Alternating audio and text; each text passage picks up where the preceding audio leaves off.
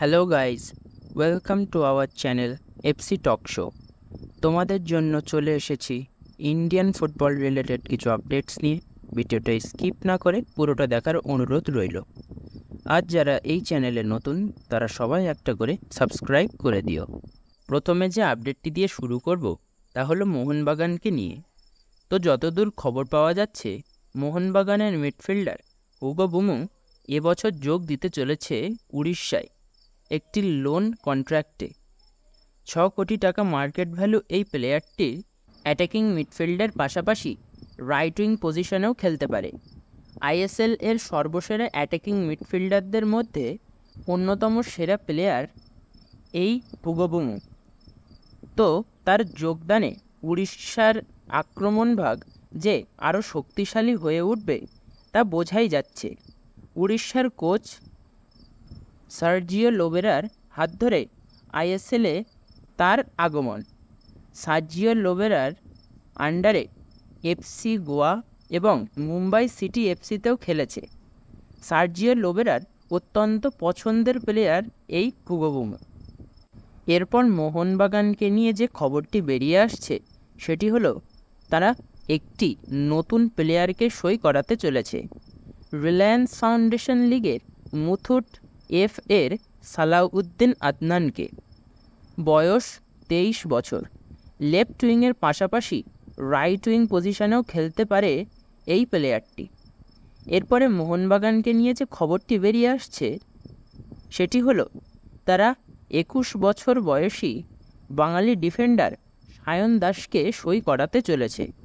Sayan Das I লিগের second division United SC দলটিতে গত বছর খেলেছে। এরপর তোমাদের যে আপডেটটি দেব সেটা ইস্টবেঙ্গলের ভারতীয় ডিফেন্ডার মোহাম্মদ রাকিবকে নিয়ে। তো যতদূর শোনা যাচ্ছে, ইস্টবেঙ্গল তাদের এই নির্ভরযোগ্য ডিফেন্ডারটির সাথে আরও 1 বছরের চুক্তি বাড়িয়ে নিতে চলেছে। এই প্লেয়ারটি রাইট ব্যাকের পাশাপাশি সেন্টার ব্যাক এবং লেফট ব্যাক পজিশনেও খেলতে পারে। প্লেয়ারটির মার্কেট ভ্যালু 80 লক্ষ টাকা। এরপর যে আপডেটটি দেব সেটি নিশু কুমারকে নিয়ে। তো নিশু কুমার কেরালা থেকে ইস্টবেঙ্গলে যোগ দেয় একটি লোন কন্ট্রাক্টে। এবছর ইস্টবেঙ্গলের সাথে তার এই চুক্তি শেষ হয়ে যাওয়ায় সে আবার কেরালা ব্লাস্টার্স এফসিতে ফিরে যেতে চলেছে। কিন্তু যতদূর খবর পাওয়া যাচ্ছে, ইস্টবেঙ্গল তাদের এই প্লেয়ারটিকে পাকাপাকিভাবে চুক্তিবদ্ধ করে তাদের দলে রেখে দিতে চাইছে। 21 বছর বয়সী নিশু কুমারের মার্কেট ভ্যালু 1.2 কোটি টাকা। লেফট ব্যাকের পাশাপাশি রাইট ব্যাক পজিশনেও খেলতে পারে এই নিশু কুমার। তো পরের সিজনে যেহেতু ইস্টবেঙ্গল এবার ACL 2 এর কোয়ালিফায়ার ম্যাচগুলি খেলতে চলেছে, তাই তাদের এই অভিজ্ঞ ডিফেন্ডারের অভিজ্ঞতা তাদের এই টুর্নামেন্টে অনেক কাজে লাগবে। এরপরে ইস্টবেঙ্গলের যে আপডেটটি দেব সেটি তাদের মিডফিল্ডার সাউল ক্রেসপোকে নিয়ে। 27 বছর বয়সী এই মিডফিল্ডারের মার্কেট ভ্যালু 3.2 কোটি টাকা। 2024 সাল পর্যন্ত তার সাথে ইস্টবেঙ্গলের কন্ট্রাক্ট ছিল। যতদূর শোনা যাচ্ছে, ইস্টবেঙ্গল তার সাথে আরও 2 বছরের চুক্তি বৃদ্ধি করতে চলেছে। সাউল ক্রেসপো 2026 সাল পর্যন্ত ইস্টবেঙ্গলের লাল হলুদ জার্সি গায়ে খেলতে চলেছে। এরপরের যে আপডেটটি দেব সেটি কেরালা ব্লাস্টার্স এফসিকে নিয়ে।